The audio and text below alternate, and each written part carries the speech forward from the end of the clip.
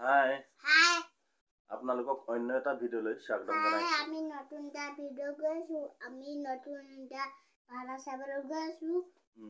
আমি ভাওনা চাবলৈ গৈছিলো। ভাওনাত মানে শিশু ভাওনা আছিলে। লৈ যাব নে গুলিপা লৈ যাম।